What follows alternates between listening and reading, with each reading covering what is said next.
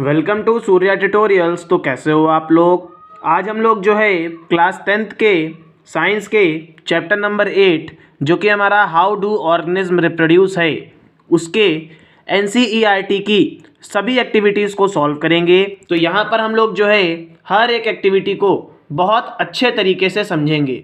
तो अगर अभी तक आप लोगों ने जो है बाकी सभी चैप्टर्स के वीडियोस को नहीं देखा है एक्टिविटी के, तो आप लोग जो है उनको भी देख सकते हो। डिस्क्रिप्शन में मैं जो है प्लेलिस्ट की लिंक डाल दूंगा। तो चलिए वीडियो को स्टार्ट करते हैं। अब हम लोग जो है फर्स्ट एक्टिविटी को देखते हैं कि फर्स्ट एक्टिविटी में क्या बोल रहा है। तो dissolve about 10 gram of sugar in 100 ml of water, take 20 ml of this solution in a test tube and add a pinch of yeast granules in it. Put a cotton plug on the mouth of the test tube and keep it in a warm place. After 1 to 2 hours, put a small drop of yeast culture on a slide and observe under a microscope.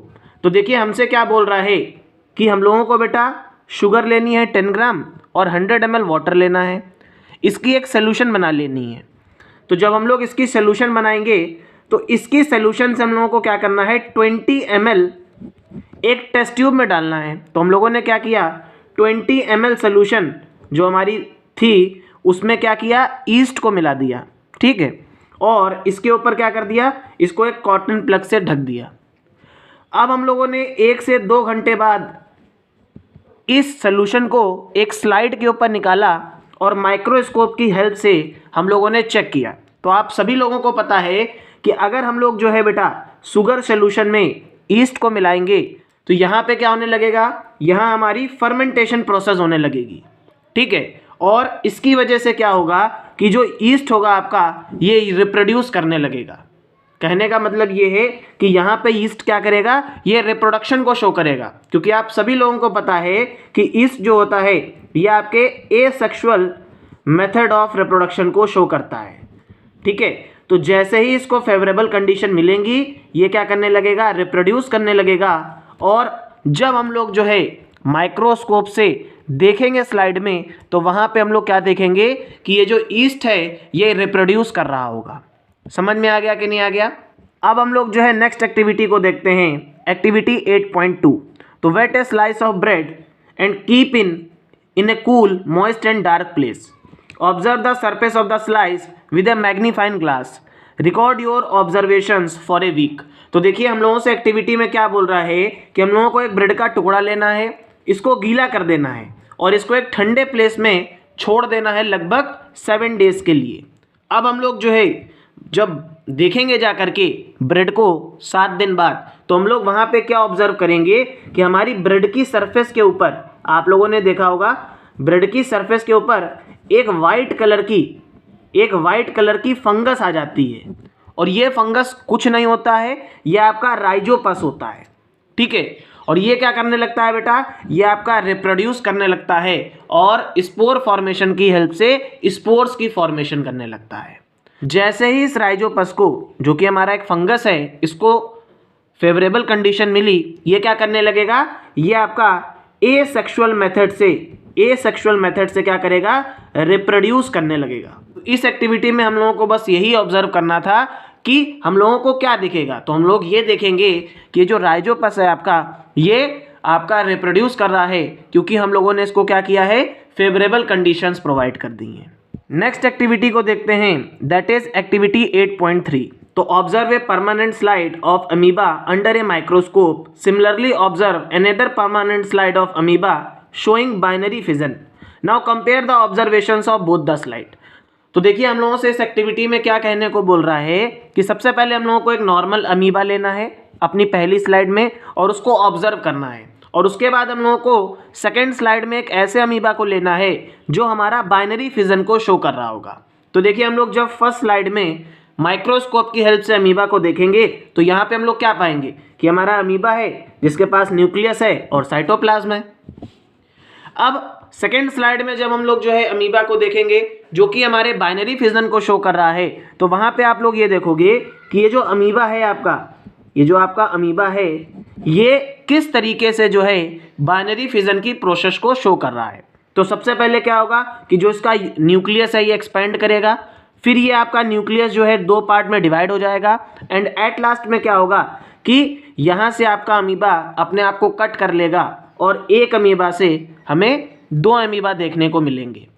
अब हम लोग जो है next activity को देखते हैं, activity 8.4। तो देखिए एक्टिविटी में क्या बोल रहा है कि collect water from a lake और pond that appears dark green and contains filamentous structures. Put one of the filament on a slide, put a drop of glycerine on these filaments and cover it with a cover slip. Observe the slide under a microscope. Can you identify different tissues in the Spirogyra filaments? तो देखिए actual में क्या हो रहा है बेटा कि जब हम लोग जो है एक पॉन्ड से ग्रीन वाटर को निकालेंगे जिसमें हमारा एल्गी भी प्रेजेंट होगा, तो वहाँ पे आपका ये जो ग्रीन पॉन्ड होगा हम लोग एक्चुअल में वहाँ से क्या निकाल रहे होंगे, स्पायरोगायरा को निकाल रहे होंगे। तो हम लोग क्या करेंगे बेटा, इसके 1-2 फिलामेंट निकालेंगे और इसके ऊपर क्या ऐड करेंगे, हम लोग इसके ऊपर ग्लिसरीन को ऐड कर देंगे। क्या ऐड कर देंगे, ग्लिसरीन को ऐड कर देंगे।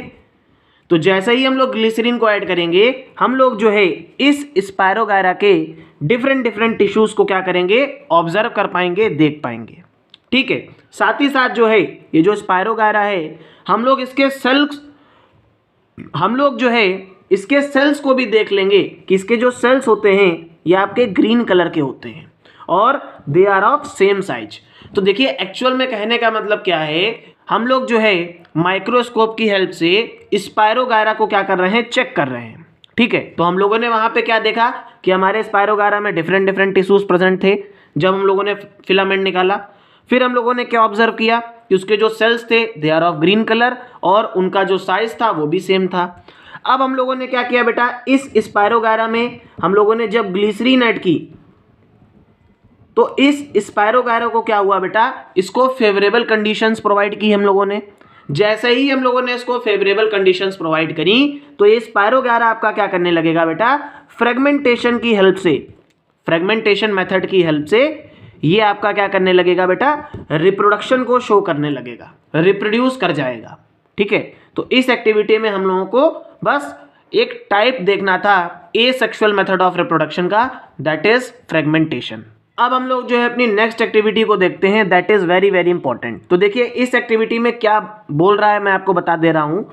हम लोगों को एक पोटैटो लेना है। अब आप लोगों ने घर में पोटैटो को जब ऑब्जर्व किया होगा अच्छे तरीके से तो आप लोग देखते हो कि पोटैटो के ऊपर कुछ बड्स निकली होती हैं, ठीक है, इस तरीके की, और यहाँ पे आपको कुछ नॉचेस दिखते हैं, कुछ गड्ढे दिखते हैं। इन्हीं नॉचेस को हम लोग क्या बोलते हैं, आइज बोलते हैं।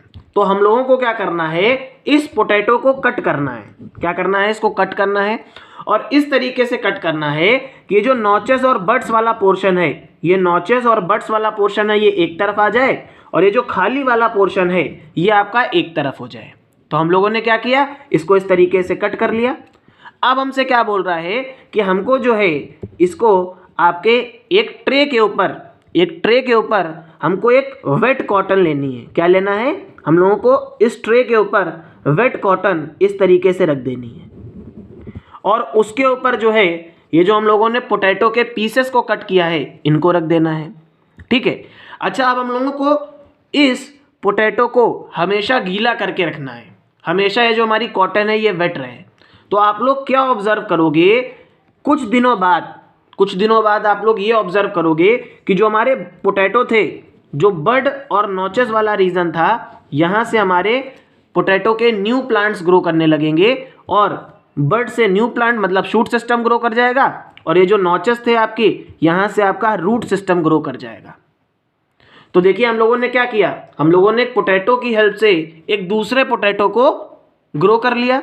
तो ये आपका क्या कहलाता है, this method is called vegetative propagation. इसको हम लोग क्या बोलते हैं, वेजिटेटिव प्रोपोगेशन बोलते हैं। अब हम लोग जो है बेटा अपनी नेक्स्ट एक्टिविटी को देखते हैं, एक्टिविटी 8.6। तो देखिए हमसे क्या बोल रहा है, select a money plant, cut some pieces such that they contain at least 1 leaf, cut out some other portion between 2 leaves, dip one end of all the pieces in water and observe over the next days. Which one grows and give rise to fresh leaves? What can you conclude from your observation? तो simple सी बात है बेटा, हमसे again क्या बोल रहा है कि मनी प्लांट को अपन लोगों को कट करना है और इस तरीके से कट करना है कि एटलीस्ट एक लीफ हमारे एक पार्ट में आ जाए और दूसरा वाला जो पोर्शन है वो हमारा खाली रह जाए। मान लो ये आपका क्या है बेटा, ये आपका मनी प्लांट है। आपका मनी प्लांट इस तरीके का होता है। तो हम लोगों ने जब इसको कट किया पहली बार, तो हम लोगों को इस तरीके से कट करना है कि इसके एक रीजन में जो है एक लीफ पहुंच जाए एटलीस्ट, और दूसरे वाले में हमको इस तरीके से कट करना है जहां पे कोई भी लीफ प्रेजेंट ना हो। ठीक है, तो आप लोग क्या ऑब्जर्व करोगे कि जो हमारा लीफ वाला पोर्शन है, जो हमारा लीफ वाला पोर्शन है, जब हम लोग इसको 2-3 दिन पानी में रखेंगे और ऑब्जर्व करके देखेंगे तो यहाँ से क्या होने लगेंगे, नई लीव्स ग्रो करने लगेंगी, नया प्लांट ग्रो करने लगेगा। तो इस मेथड को क्या बोलते हैं बेटा, इस मेथड को हम लोग बोलते हैं वेजिटेटिव प्रोपगेशन मेथड। ठीक है, और यही हम लोगों को यहाँ पर क्या करना था, ऑब्जर्व करना था। तो अब हम लोग जो है अपनी नेक्स्ट एक्टिविटी को देखते हैं, एक्टिविटी 8.7। तो देखिए इस एक्टिविटी में हमसे क्या बोल रहा है, मैं आपको बता दे रहा हूँ कि हम लोगों को चने के सीड्स लेने हैं। आप सभी लोगों ने अपने घर में चने को क्या किया होगा, भिगोया होगा, और वहाँ से आप लोगों ने देखा होगा कि स्प्राउट्स निकल के आते हैं वाइट वाइट से। आप लोगों ने उनको खाया भी होगा, ठीक है, क्योंकि उसमें बहुत ज़्यादा न्यूट्रिएंट्स होते हैं। तो सेम प्रोसेस हमको यहाँ पे रिपीट करनी है। तो देखिए हम लोगों ने चने सीड लिए, इनको वेट किया और एक क्लॉथ में रख दिया, और इस तरीके से क्लॉथ में रखा है कि हमारे जो चना है ये हमेशा वेट रहे। उसके बाद हमसे क्या बोल रहा है कि हम लोगों को क्या करना है, इसको ब्रेक करना है। और जब हम लोग इसको ब्रेक करेंगे बेटा, तो हम लोग ये ऑब्जर्व करेंगे कि हमारा जो चना का सीड है, ये आपका इसका जो अपर वाला पार्ट है, ये आपका बेटा जो है शूट सिस्टम को ग्रो कर रहा होगा, और इसका जो आपका रेडिकल वाला पार्ट है, ठीक है, इसका जो रेडिकल वाला पार्ट है ये आपके रूट सिस्टम को ग्रो कर रहा होगा। ठीक है, तो देखिए हम लोगों ने सीड को एक्चुअल में यहाँ पे क्या किया, इस एक्टिविटी से हम लोगों ने क्या समझा कि एक्चुअल में हम लोगों ने अपने सीड को जब फेवरेबल कंडीशंस प्रोवाइड करी, हम लोगों ने इसको वाटर प्रोवाइड किया, इसके पास इसको ऑक्सीजन प्रोवाइड करी, और इसको एक सूटेबल कंडीशन में रखा, तो हमारा जो सीड था, क्योंकि ये सीड आपका क्या है, ये आपका मेल प्लांट जब फीमेल प्लांट, जो आपका मेल प्लांट है और जो आपका फीमेल प्लांट है, ये आपस में जब बेटा रिप्रोड्यूस करते हैं, तो यहाँ पे जो आपका एम्ब्रायो बनता है, ठीक है, यहाँ पे जो आपका एम्ब्रायो बनता है that is called the seed, इसको सीड बोला जाता है। ठीक है, और यही आपका क्या होता है, बेबी प्लांट होता है। जैसे ही इसको फेवरेबल कंडीशन मिलती है, क्या करता है, ये आपका ग्रो कर जाता है। तो यहाँ पे भी हम लोगों ने क्या किया कि जो आपके चने सीड्स थे, इनको फेवरेबल कंडीशन प्रोवाइड करी, और उसको फिर हम लोगों ने जब ब्रेक करके देखा, तो हम लोगों ने ये ऑब्जर्व किया कि हमारा जो सीड था ये ब्रेक हो रहा है और एक न्यू प्लांट में कन्वर्ट हो रहा है। तो इसका जो रेडिकल वाला पार्ट है ये आपका रूट सिस्टम में कन्वर्ट हो जाएगा, इसका जो प्लीम्यूल वाला पार्ट है ये आपका शूट सिस्टम में कन्वर्ट हो जाएगा।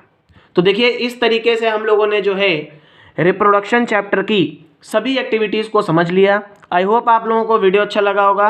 अगर वीडियो अच्छा लगे तो प्लीज़ चैनल को सब्सक्राइब कर देना, अपने फ्रेंड्स के साथ जो है वीडियो को शेयर कर दीजिएगा।